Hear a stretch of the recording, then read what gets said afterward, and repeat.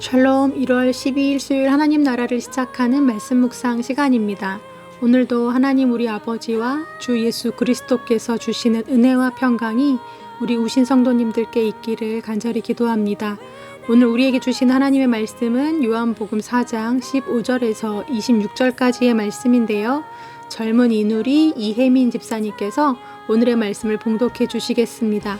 하나님의 말씀에 경청하십시오.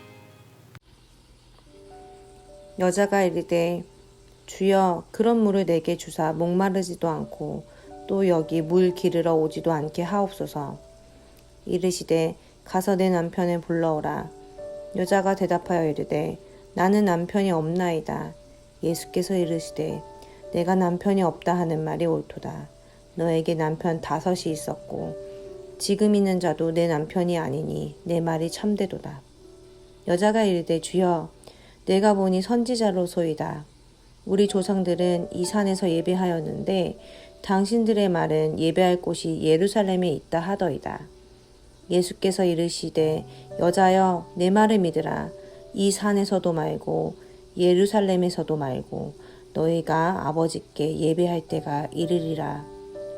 너희는 알지 못하는 것을 예배하고 우리는 아는 것을 예배하노니 이는 구원이 유대인에게서 남이라. 아버지께 참되게 예배하는 자들은 영과 진리로 예배할 때가 오나니 곧 이때라. 아버지께서는 자기에게 이렇게 예배하는 자들을 찾으시느니라. 하나님은 영이시니 예배하는 자가 영과 진리로 예배할지니라. 여자가 이르되 메시아 곧 그리스도라 하는 이가 오실 줄을 내가 아노니 그가 오시면 모든 것을 우리에게 알려주시리이다. 예수께서 이르시되 내가 말하는 내가 그라 하시니라. 아멘. 신명기 24장 1절 말씀에 보면 이런 말씀이 있습니다. 사람이 아내를 맞이하여 데려온 후에 그에게 수치되는 일이 있음을 발견하고 그를 기뻐하지 아니하면 이혼 증서를 써서 그의 손에 주고 그를 자기 집에서 내보낼 것이요. 네, 고대 사회에서는 오늘날처럼 남자와 여자가 만나 서로 마음이 통해서 결혼을 하는 시대가 아니었습니다. 그 당시 결혼이란 대부분 부모에 의해 계획되고 실행이 되었는데요. 남자의 아버지와 여자의 아버지가 만나 결혼을 약속하고 약혼 날짜를 잡은 뒤 신랑과 신부에게 통보만 하면 되는 시대였습니다. 이렇게 성사된 결혼은 일반적으로 많은 문제들을 낳았는데요. 일단 신랑과 신부는 서로를 충분히 알지 못한 상태에서 결혼을 했기 때문에 상대에 대한 여러 가지 불만들을 가질 수 있었습니다. 오랫동안 만나고 연애하던 사이도 막상 결혼을 해서 살다 보면 서로의 새로운 모습에 실망하고 또 갈등을 빚기가 일쑤인데 전혀 알지 못하던 두 사람이 결혼과 동시에 함께 부부가 되어 살아간다는 건 얼마나 힘든 일이었을까요? 이 신명기 24장 1절 말씀, 남편이 아내를 데려온 후에 그에게서 수치가 되는 일이 발견되거나 그를 기뻐하지 않는다면 이혼 증서를 써주고 이혼할 수 있다라는 조항은 원래 이러한 시대적 상황에서 남편이 아내를 함부로 버리는 일이 없도록 보다 신중하게 결정하기 위해 만든 조항이었고 또 피치 못할 사정에서는 이혼 증서를 써주어서 여자 쪽이 일방적으로 남자에게 피해를 입지 않도록 배려한 율법이었음에도 불구하고 유대인들은 이 조항을 임의적으로 해석해서 자기들의 입맛대로 여러 가지 말도 안 되는 사유를 들어 아내들을 추방했습니다. 예를 들어 여자의 목소리가 크다거나 악취가 난다거나 목소리가 쌀쌀 맞다거나 얼굴이 추하다거나 일을 못한다거나 아기를 낳을 수 없다거나 또 말대꾸를 하는 등 다분히 주관적이고 또 남성 우월주의적인 판단에서 억울한 이혼을 당하는 아내들이 많았습니다. 간음이나 불륜을 저지른 경우에는 가차없이 돌에 맞아 죽어야 했지만 이러한 이혼 사유로 인해 이혼 증서를 받은 여인들은 재혼을 할 수가 있었는데요. 오늘 본문에 등장하는 사마리아 여인 역시 어떠한 이유인지는 알 수가 없지만 이 중 어떤 결격 사유에 걸려서 5번이나 남편에게서 버림을 당한 그런 여인이었습니다.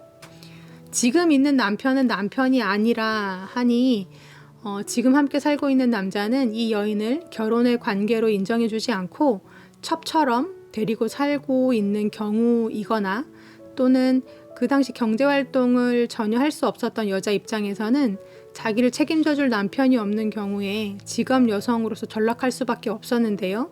이 여인이 역시 지금 그런 삶을 살고 있지 않을까 싶습니다. 어찌되었든 한두 번도 아니고 5번씩이나 그것이 사별이든 이혼이든 남편과 헤어지고 재혼을 했던 여인이라면, 그리고 지금도 여전히 남편이 아닌 다른 남자에게 생을 의존해서 근근히 삶을 살아가고 있는 여인이라면 이 여인 안에 어떤 생각과 마음들이 들어있을까요? 낮은 자존감은 물론이고 생에 대한 실패감, 수치심, 공허함, 세상에 대한 두려움 등등, 나는 무슨 죄를 지었길래 이렇게 인생이 기구할까? 나처럼 저주받은 인생이 또 있을까? 이번 생은 글렀어. 나는 실패자야. 이런 생각들로 아무런 빛도 소망도 없이 나날을 살아가고 있지 않았을까 싶습니다. 또 주변에서는 이 여인을 어떻게 바라보았을까요? 얼마나 팔자가 드세면 저런 일을 당하나? 여자가 오죽하면 5번이나 남편에게 버림을 당했을까? 이 여인을 측은하게 보기보다 손가락질하면서 죄인 취급을 하는 사람들이 주변에 많았을 것입니다. 그러면 그럴수록 이 여인이 붙잡고 기대하고 또 바라는 건 이생의 삶이 아니라 영생의 삶이었습니다. 비록 이 생에서는 이렇게 비참한 인생을 살아가고 있지만 앞으로 내가 죽어서 살게 될 영생의 삶에서는 소망이 있을 것이라고 믿으면서 힘겨운 나날들을 버티고 살고 있었을 것입니다. 그러하기에 예배와 제사는 이 여인에게 있어서 너무나도 중요한 이슈였고 또 소중한 가치였습니다. 자기가 누구인지 알 리가 없는 그 낯선 남자가 자신의 존재를 훤히 들여다보고 맞추던 그 시점에서 이 여인은 그분이 보통분이 아니라는 걸 직감하게 되죠. 그리고 바로 예수님께 이렇게 묻습니다. 여자가 이르되 주여 내가 보니 선지자로소이다. 우리 조상들은 이 산에서 예배하였는데 당신들의 말은 예배할 곳이 예루살렘에 있다 하더이다.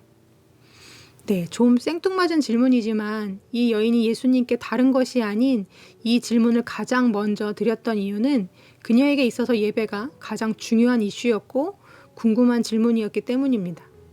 이번 생은 글렀지만 다음 생을 결정해줄 구원의 문제, 또 하나님과의 관계의 문제에서 그간 열심히 드렸던 그리심산의 제사와 예배가 틀렸다고, 그건 가짜라고 말하던 이들이 많았기 때문에 그 여인은 정말 그리심산의 예배가 잘못된 예배인지 궁금했던 거죠. 이마저도 틀렸다면 이 여인에게 있어 그간 드렸던 수많은 제사는 헛수고요. 진짜 그녀의 소망은 사라지게 되는 것일 테니까요.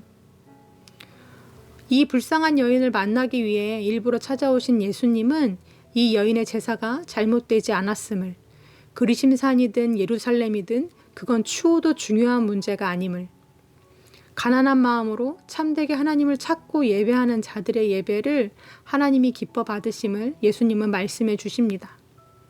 그리고 더 나아가 자신이 곧 하나님이심을, 하나님이 보내신 메시아이시며 구원자 예수 그리스도이심을 알려주시죠.